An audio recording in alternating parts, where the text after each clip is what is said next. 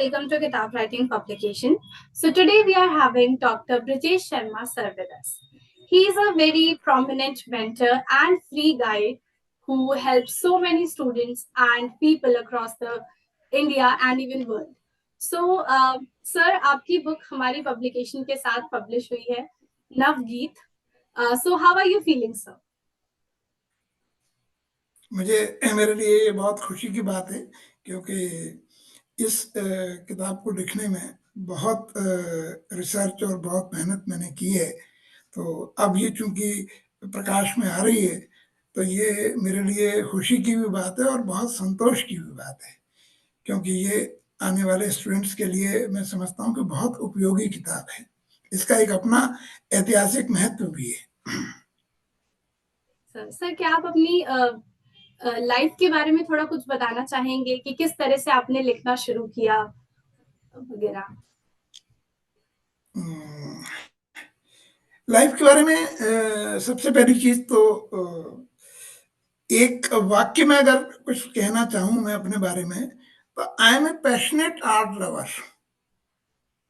मेरे जीवन में पैशन प्रमुख की वर्ड है मेरा, जो कि आज तक बरकरार है। और बाय प्रोफेशन में बैंकर रहा। मैं बैंक ऑफ इंडिया में मैंने 40 ईयर सर्व किया और 2011 में after 40 years of service I got superannuated. और उसके बाद फिर मैंने अपना एक सेंटर स्टार्ट किया जिसमें जो मेरा पैशन है टीचिंग के लिए, राइटिंग के लिए, म्यूजिक के लिए, पर्सनल ग्रोथ के लिए, इन सारी चीज़ों, क्योंकि इन सब चीज़ों को मैंने पर्सनली अपनी पूरी लाइफ में विजुलाइज किया, देखा, उनके रिजल्ट्स देखे और उन सारी चीज़ों को आज तक टिल डेट में उसको एंजॉय कर रहा हूँ। तो फिर मैंने ये एक सेंटर शुरू किया स्टूडेंट्स को मेंटर करने के लिए, उनको वो इनपुट देने के लिए जिस इनपुट से वो अपनी लाइफ में न केवल सक्सेसफुल हो सके बल्कि सक्सेस विद सेटिस्फेक्शन उनको मिले, ताकि वो एक अपनी अच्छी लाइफ एंजॉय कर सकें। तो ये बाकी मेरे शौक बहुत ही डाइवर्सिफाइड हैं। मुझे लिखना पसंद है, मैं कविताएं भी लिखता हूँ, गज़ल लिखता हूँ, समय समय पर तमाम पत्रिकाओं में प्रकाशित भी हुई हैं।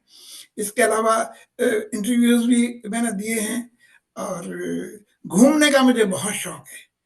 तो मैं अपना देश तो लगभग मैंने पूरा घूमा ही हुआ है। इसके अलावा विदेश यात्राएं भी मैंने की हैं और घूमना मेरा लिए, और मैं जब घूमता हूँ जिस तरीके से मुझे लोगों से मिलना जुलना, अपनी तरफ से इनिशिएटिव लेके दोस्ती करना, ये मेरे बहुत ही रुचिकर काम है और ये मैं करता हूँ। बहुत से लोग मेरे फ्रेंड सर्कल में ऐसे हैं जिनसे दोबारा आज तक मुलाकात ही नहीं हुई, बल्कि ये आश्चर्य होगा जान करके कि ऐसे भी लोग हैं जिनसे एक भी मुलाकात ना हुई, वर्चुअल वर्ल्ड में मिले और फिर एक्चुअली गंभीर मित्र हैं, प्रतिदिन का आदान प्रदान होता है संदेशों का। तो ये जो एक मेरा भाव संसार है ये काफी विस्तृत है, बड़ा है और इससे मैं अपने आप में बहुत एनरिचमेंट फील करता हूँ। इसके अलावा मुझे म्यूजिक का बहुत शौक है। क्लासिकल म्यूजिक के लिए बिल्कुल दीवानगी की हद तक शौक है और बाकी whatever is melodious I like to listen. मैं बिल्कुल लेटेस्ट सॉन्ग्स भी सुनता हूँ, पुराने भी सुनता हूँ, गजल भी सुनता हूँ, भजन भी सुनता हूँ, लेकिन क्लासिकल म्यूजिक मेरा पर्सनल बहुत गहरी रुचि उसमें है। और जाहिर है किताब लिखता हूँ या कुछ लिखा है तो पढ़ने लिखने में रुचि तो है ही। What are the 3 basic life lessons जो आपने सीखे हैं? लाइफ लेसन्स जो आप तो हमारी ऑडियंस को भी बताना चाहेंगे? हाँ बिल्कुल, लाइफ लेसन्स तो अपनी लाइफ को पूरी इन्वॉल्वमेंट के साथ जिए, डिसिप्लिन रहें, डिसिप्लिन रहने का बहुत महत्व है, डिसिप्लिन रहें और फुल इन्वॉल्वमेंट के साथ में, फुल कमिटमेंट के साथ में हमारा जो भी पैशन है, या जो भी हम करना चाहते हैं उसके प्रति सबसे पहले हमारा कमिटमेंट जरूरी है। तो फुल कमिटमेंट के साथ में ऑनेस्टी और सिंसियरिटी इज द कीवर्ड, इनके साथ में हमको जीना चाहिए, फिर बाकी चीजें धीरे धीरे अपने आप डेवलप होने लगती हैं। सर, आपकी स्ट्रेंथ और वीकनेसेस के बारे में आप क्या बताना चाहेंगे? स्ट्रेंथ मुझे लगता है कि बातचीत ठीक ढंग से कर पाना, और ऐसा लोग कहते हैं कि आपकी बातचीत से अच्छा लगता है, तो मैं मानता हूँ कि ये कम्युनिकेशन, प्रॉपर कम्युनिकेशन स्ट्रेंथ है। कभी शब्दों का अकाल नहीं लगता मुझे, जो भी बात अपनी भावनाएं व्यक्त करना है तो उसको एज इट इज व्यक्त कर पाता हूँ। ये स्ट्रेंथ है। और सबसे बड़ी स्ट्रेंथ है कि ऑनेस्ट रहना, सिंसियर रहना और सच बोलना, इसको मैं अपनी सबसे बड़ी स्ट्रेंथ मानता हूँ। और वीकनेस तुमने पूछा, तो वीकनेस तो ह्यूमन वीकनेस जो कुछ होती है, हालांकि बहुत कम हुई है ग्रेजुअली। मैंने ये लाइफ में एंजॉय किया है इतना, और इस तरह से जिए है कि अब जिस एज में हूँ, आई एम रनिंग 72, तो मैं जिस एज में हूँ उस एज में लाइफ के साथ में इतना फुल्ली रोमांटिक होके जीना, ये उसका अचीवमेंट है। जिस तरीके से जीवन को जिया है उसके साथ आज भी उसी जील के साथ में, उसी पैशन के साथ में आज भी जीता हूँ। जिस काम को करता हूँ बहुत डूब के करता हूँ। अपना ये सेंटर चलाता हूँ। अभी I don't do anything for money. ये जो हमारा सेंटर है, इस सेंटर पर भी कोई कमर्शियल एक्टिविटी नहीं होती। मैं किसी से कोई फीस नहीं लेता। कई तरह की कंसल्टेशन, काउंसलिंग, ये सब मैं करता हूँ। तो जिसमें बेसिकली स्टूडेंट्स के लिए उनकी करियर काउंसलिंग, एजुकेशन संबंधित जितनी भी प्रॉब्लम्स होती हैं उन सब के बारे में उनसे बात करना, उनके हर्डल्स क्या हैं इनको पता करना, और उसके बाद में उनको रिमूव करने के लिए उनकी भाषा में काम करने की कोशिश करना, ताकि वो हो सके। और जब वो सफल होते हैं तो ये मेरी सबसे बड़ी खुशी है। मुझे बहुत अच्छा लगता है। मेरे सेंटर की achiever list day by day बढ़ती जा रही है, जो मेरे लिए बड़े संतोष की बात है। इसके अलावा मैं pre and post marriage counselling, pre and post retirement counselling, life relationship counselling, life management counselling, ये सारी चीजें भी मैं करता हूँ।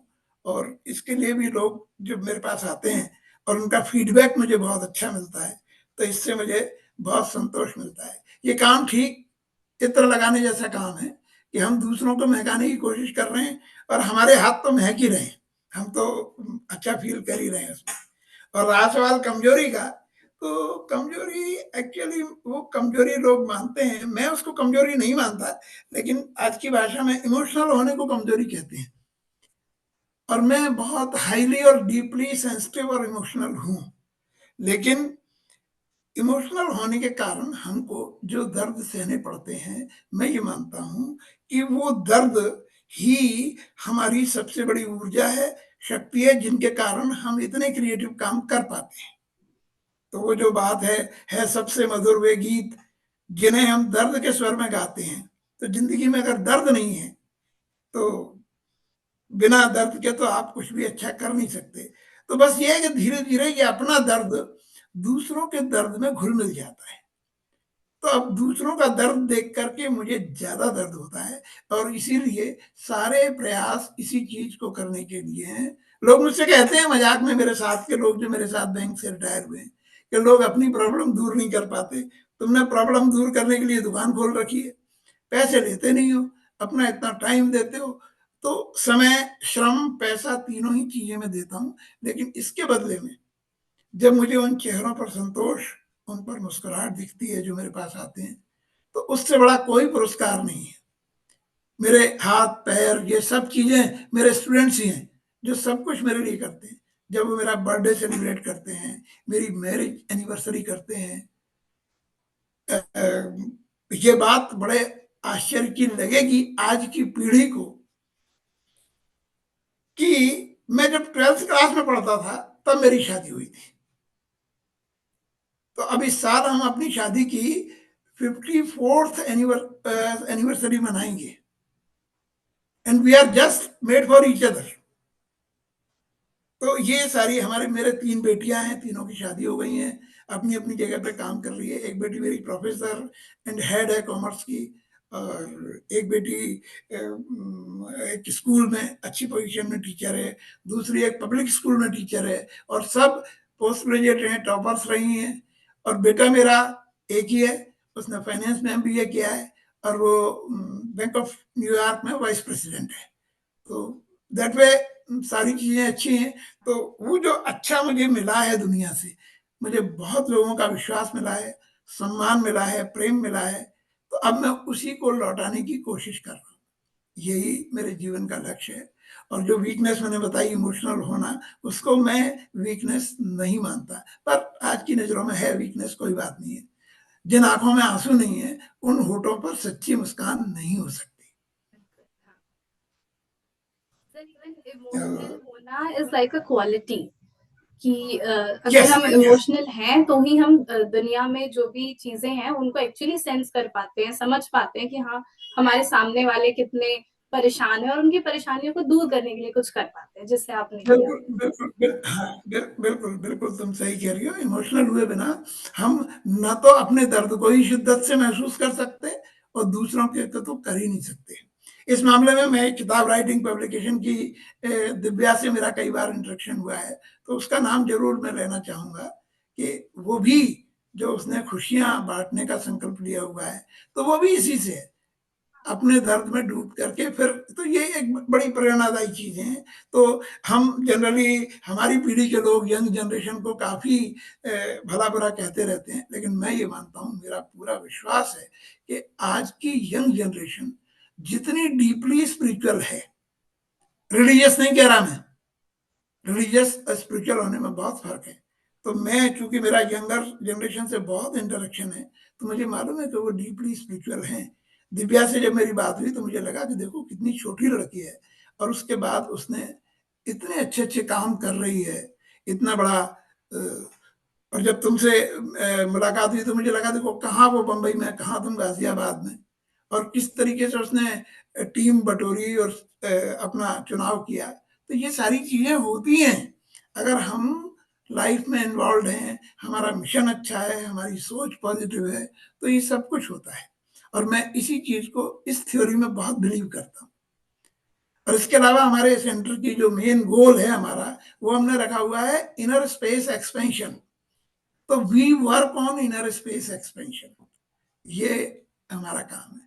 अब थोड़ी सी बात मैं बता दूं अपनी किताब के बारे में कि जो ये किताब है मेरी, ये हिंदी साहित्य के विद्यार्थियों के लिए है ये किताब। इसमें हिंदी कविता की जो मूल धारा है, गीत, गीत हमारी कविता की शाश्वत धारा है, और उस गीत में जो आधुनिक युग के साथ बदलाव आए, और उसके कारण उसका नाम दिया गया नवगीत। तो आज के जो गीत लिखे जा रहे हैं, एक गीत हम पढ़ते थे कोर्स में, हमने पढ़े महादेवी वर्मा जी के, पंत जी के और हमारे दूसरे लोगों के, और एक गीत जो आज का गीतकार लिख रहा है। तो आज के जीवन को आज की भाषा में अभिव्यक्त करने वाले जो गीत हैं, वो नवगीत हैं। और उन नवगीत का पूरा ऐतिहासिक विकास क्रम, किन तरह के, किस तरह के सामाजिक, आर्थिक, राजनीतिक और सांस्कृतिक दबावों के बीच में उनका जन्म हुआ, किस तरीके से उनका विकास हुआ, उसमें क्या-क्या अवरोध आए, इस सारी विकास यात्रा को रेखांकित करते हुए आज के नवगीत की उपलब्धियों का ये वर्णन है इस किताब में। ये किताब जो रिसर्चर हैं उनके लिए तो महत्वपूर्ण है ही, उनके लिए एक बहुत इम्पोर्टेंट ऐतिहासिक संदर्भ ग्रंथ है। लेकिन जो साहित्य के, कविता के प्रेमी हैं, वो इसे इस दृष्टि से पढ़ सकते हैं कि इसमें एक ही जगह उन्हें बहुत सारे लोगों की कविताएं अलग-अलग प्रसंगों में, अलग-अलग संदर्भों में देखने को मिल सकती हैं। तो अब ये किताब चूंकि प्रकाश में आ रही है, तो इसका मुझे बहुत संतोष है।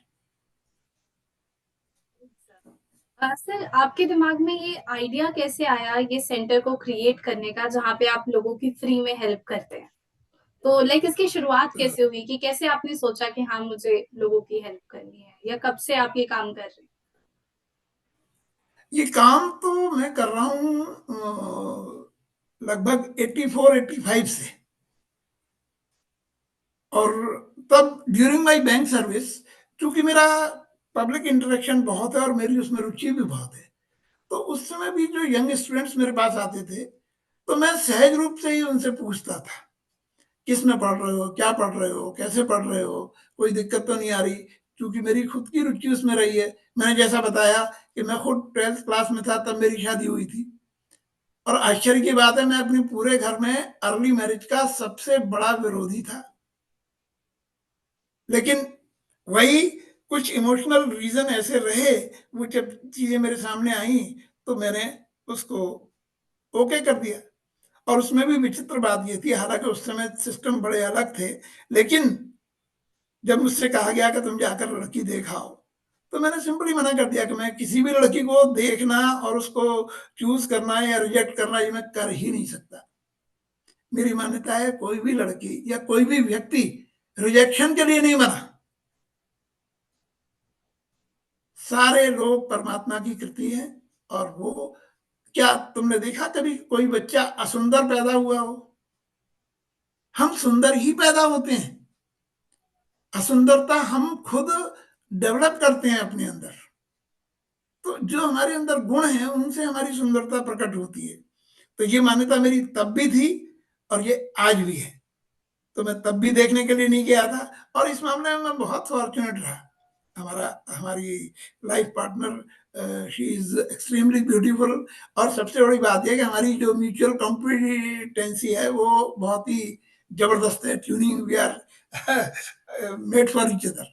तो बड़ा अच्छा लगता है उस सबसे। और अब चूँकि सारी ज़िम्मेदारियाँ से मुक्त हो चुके हैं, तो वो जो चीज़ें मैंने महसूस की थी कि अगर कोई मुझे गाइड करने वाला होता तो शायद मैं ये कर पाता, शायद मैं ऐसे करता। तो वो ग्रेजुअली जब बच्चे मेरे पास आते थे और उनसे इंटरैक्ट करता था, तो मैं उनको धीरे-धीरे इस तरीके से गाइड करने लगा। और वही चीज़ आगे चल के जब मेरा रिटायरमेंट हुआ 2011 में, तब मेरे पास बहुत अच्छे-अच्छे ऑफ़र भी थे।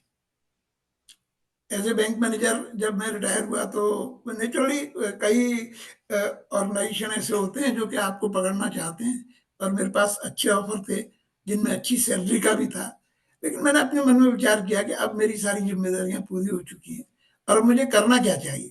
तो मेरी बिल्कुल इस थ्योरी में गहरी आस्था है कि जीवन में जो कुछ हमको मिला है, अगर उसको लौटाने का अवसर हमें मिलता है तो वो हमें ज़रूर करना चाहिए। तो ये वो जो कुछ मुझे मिला है उसको लौटाने की ही एक प्रक्रिया है।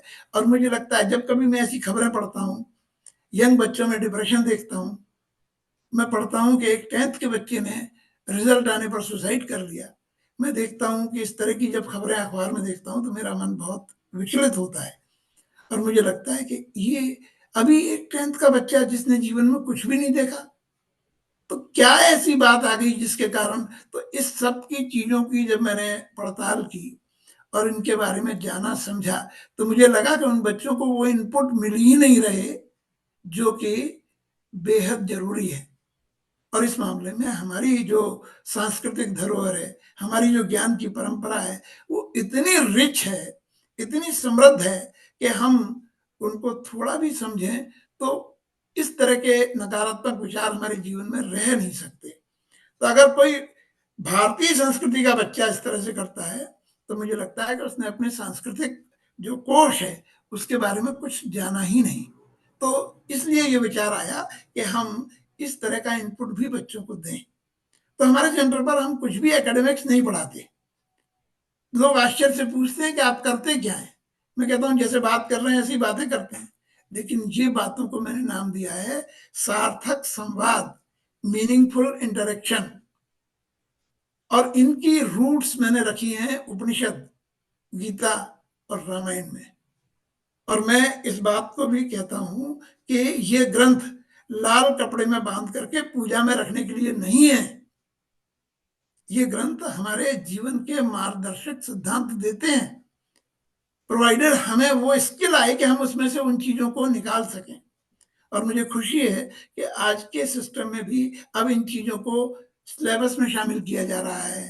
पाठ्यक्रमों में बाकायदा ये कोर्स लागू हो रहे हैं। आईआईएम्स में भी ये चीज़ें की जा रही हैं। बस दिक्कत सिर्फ यही है कि इनको एकेडमिकली नहीं पढ़ाया जा सकता। जब तक आपका स्वयं का वो स्पिरिचुअल बेस नहीं है, तब तक आप उसको अच्छी तरह से पढ़ा नहीं सकते। संयोग से मुझे ये प्राप्त हुआ है, मैं इसको फ़ील करता हूँ, महसूस करता हूँ, तो बस उसी तरीके से चीज़ें बच्चों को देने की कोशिश करता हूँ और मुझे गर्व है इस बात का कि हमारे सेंटर के बच्चे और चाहे कुछ भी करें, लेकिन उनकी खुशी बिल्कुल सब्जेक्टिव है, उसको उनसे कोई छीन नहीं सकता। वो जिस हाल में भी रहेंगे, सफलता, असफलता ये देर-सवेर मिलती है सबको। जो काम कर रहा है उसको मिलेगी, आज नहीं तो कल मिलेगी। तो ये सारे इनपुट अपनी यंगर जनरेशन को देने के लिए, क्योंकि मुझे सम्मान बहुत मिला है, प्रेम बहुत मिला है, तो मुझे लगता है कि अगर लोग मेरे को नमस्कार कर रहे हैं, मुझे प्रेम कर रहे हैं, मुझे सम्मान दे रहे हैं, मेरा विश्वास कर रहे हैं, तो इन टर्न जो मेरे पास है वो मुझे देना चाहिए। तो मुझे लगता है कि अगर ये हम यंगर जनरेशन को दे सकें, उनको एक विजन दे सकें, उनको एक दृष्टि दे सकें, उनके जीवन में उन्हें सिखा सकें कि निर्णय कैसे लें, उन्हें सिखा सकें कि विचार कैसे करें, उन्हें सिखा सकें कि जीवन में किस तरीके से हम, सबसे पहले तो हमें खुश रहना होगा ना। और आज की लाइफ में सब कुछ है, लेकिन स्ट्रेस के साथ में। तो मेरी कोशिश ये है कि वो स्ट्रेस फ्री करके one should live a very joyful life. इस ये मूल प्रेरणा है, इसी के लिए ये सेंटर शुरू किया है। I am 24 hours available for my students. All my students are my friends. उनसे मेरे फ्रेंड्स के लेवल पर ही बात होती है और मुझे बड़ी खुशी है कि वो सब लोग मुझसे कभी झूठ नहीं बोलते, इतना अच्छी तरह से शेयरिंग करते हैं, क्योंकि उन्हें मालूम है कि जो भी मुझसे उनको मिलेगा वो बेस्ट ऑफ द एडवाइस मिलेगी। तो ये एक म्यूचुअल फेथ का रिश्ता हम कायम कर पाए, तो यही सारी प्रेरणा है और यही सफलता है। सर, आपके थॉट्स इतने इंस्पायरिंग हैं कि ऑफ कोर्स हमारी ऑडियंस को आपसे बहुत कुछ सीखने को मिलेगा। सर, आपने जैसे बीच में स्पिरिचुअलिटी की बात करी थी, तो आपके लिए स्पिरिचुअलिटी का क्या मतलब है और भगवान से आपका क्या मतलब है? स्पिरिचुअलिटी का सीधा सा अर्थ है, हमारी जो संस्कृति है और जो हमारी वैदिक ज्ञान की परंपरा है, उसमें बड़े आश्चर्य की बात है और बड़ा चमत्कार सा लगता है। मुझे तो कई बार सोचता हूँ कि कैसे वो लोग रहे होंगे जिन्होंने इतनी खोज करने के बाद में अपनी बात को सूत्र रूप में कह दिया। जैसे स्पिरिचुअलिटी को वर्णन करने के लिए 1 घंटे, 2 घंटे, 10 घंटे भी अपर्याप्त हैं। हम उतने में भी उसकी बात कर सकते हैं। लेकिन गीता में 2 शब्दों में इस बात को कह दिया गया कि स्पिरिचुअलिटी क्या है। उसमें उन्होंने कहा है कि स्वभावो अध्यात्म उच्यते, स्वभाव ही अध्यात्म है।